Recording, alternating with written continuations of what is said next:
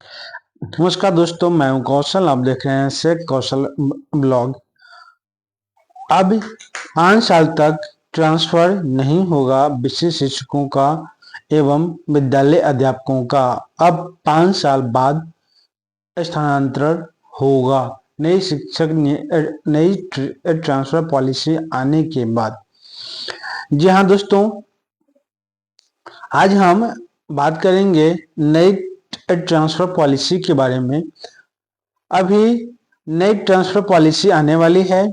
उसमें जैसा कि सूचना प्राप्त हो रही है कि यह ट्रांसफर पॉलिसी से चुनाव के पहले ही आने वाली थी, लेकिन शिक्षक संघों के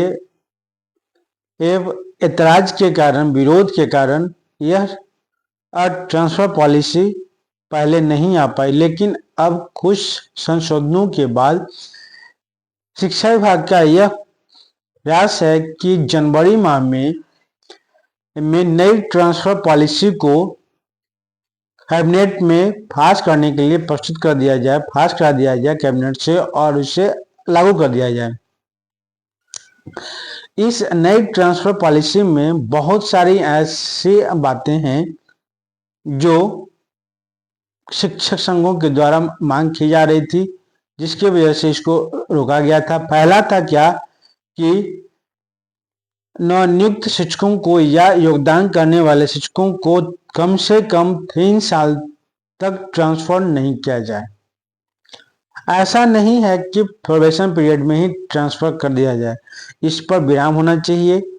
ये पहला पॉइंट ये था। दूसरा पॉइंट ये था कि सभी शिक्षकों को गृह प्रखंड या अपने पास के विद्यालय में नियुक्ति की जाए, पदस्थापित किया जाए। ट्रांसफर पॉलिसी सुगम हो, आसान हो। इसमें बहुत सा सुविधाओं की मांग की जा रही थी। इसमें जो पूर्व के ट्रांसफर पॉलिसी, जो ट्रांसफर की प्रक्रिया अपनाई गई, उसमें हालांकि अलग अलग कैटेगरी के शिक्षकों के लिए कई बार ट्रांसफर पॉलिसी बनी, लेकिन उसको लागू नहीं हो पाया। और जब पिछले साल ट्रांसफर की बात आई तो करीब 1.5 लाख के आसपास ट्रांसफर के लिए आवेदन आ गए, जिसमें विशेष शिक्षक, नियमित शिक्षक जो वर्तमान में रैंक हेडर के हैं, विद्यालय अध्यापक जिनकी नियुक्ति नवंबर 2023 में हुई थी, इन सभी को ट्रांसफर का मौका दे दिया गया। कुछ तो ऐसे भी शिक्षक थे टीआरई 1, टीआरई 2 के, जो जिनका प्रोबेशन पीरियड भी खत्म नहीं हुआ था और उनका ट्रांसफर कर दिया गया और ट्रांसफर के लिए उनसे आवेदन ले लिया गया। तो इन सारी चीजों को पर विराम लगाने के चलते ही नई ट्रांसफर पॉलिसी लाई जा रही है और यह उम्मीद की जा रही है कि जो नई ट्रांसफर पॉलिसी है वह नए साल में बनकर कैबिनेट से पास हो जाएगा और लागू हो जाएगा। जब नया ट्रांसफर पॉलिसी लागू होगा तब 5 साल तक नए योगदान करने वाले शिक्षकों का ट्रांसफर नहीं होगा, ऐसी सूचनाएं प्राप्त हो रही हैं। 5 साल तक जो भी शिक्षक जहां भी योगदान करेंगे वहां उनको कम से कम 5 साल तक काम करना पड़ेगा। हाँ, विशेष परिस्थिति वाले शिक्षकों का स्थानांतरण होगा, जो असाध्य रोग से पीड़ित शिक्षक हैं या अन्य बीमारियों से पीड़ित शिक्षक हैं या पति पत्नी के आधार पर जो विशेष परिस्थितियां हैं, उनको ट्रांसफर की सुविधा 5 साल से पहले भी मिलेगा। लेकिन सामान्य शिक्षक हैं, उनको ये सुविधा नहीं मिलेगा। और म्यूचुअल ट्रांसफर का भी ऑप्शन लमसम खुले रहने की उम्मीद है। म्यूचुअल ट्रांसफर भी होते रहेगा।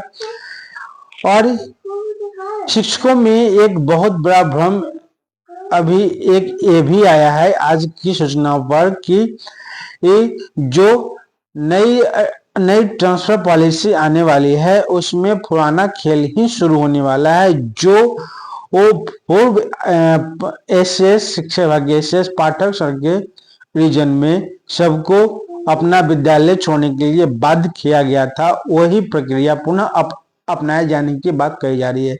लेकिन यह बातें सिर्फ और सिर्फ भ्रम की बातें हैं। ऐसा नहीं है कि सबको दर बदल किया जाएगा।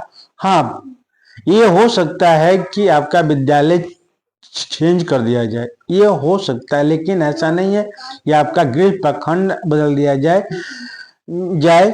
और गृह जिला बदल दिया जाए। हाँ, कुछ हद तक प्रखंड सही है, लेकिन जिस विद्यालय में आप 10 साल 15 साल से काम कर रहे हैं, या आप अपने पंचायत के विद्यालय में हैं, अपने गांव के विद्यालय में हैं, तो वैसे शिक्षकों को ट्रांसफर यदि हो जाता है तो उनके लिए बेहतर होता है, क्योंकि उनकी वैल्यू बढ़ जाती है, सामाजिक वैल्यू उनकी बढ़ जाती है। ऐसे एक कहावत है कि घर की मुर्गी दाल बराबर वाली बात।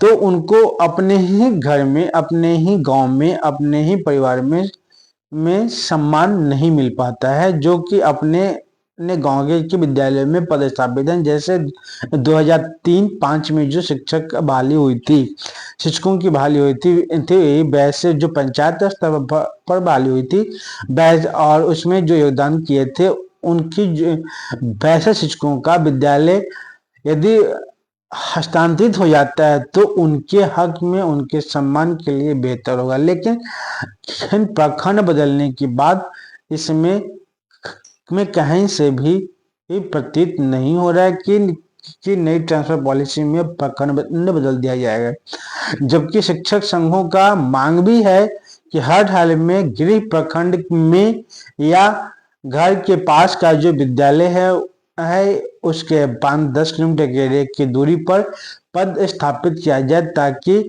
आवागमन में परेशानी न हो, रहने सहने में परेशानी न हो।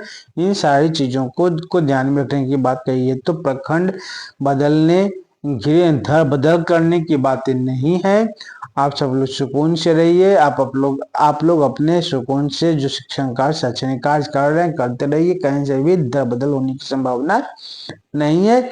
और आपको यह कंटेंट अच्छा लगा तो लाइक कीजिएगा, कमेंट कीजिएगा, अधिक से अधिक शेयर कीजिएगा। आप हमारा वीडियो फेसबुक पर पहली बार देख रहे थे तो आप तो फॉलो कर लीजिएगा, और यदि यूट्यूब पर पहली बार देख रहे हैं तो सब्सक्राइब कर लीजिएगा, ताकि जब भी मेरा वीडियो आए, इस तरह का वीडियो आए तो उसका नोटिफिकेशन सबसे पहले आपको मिल सके।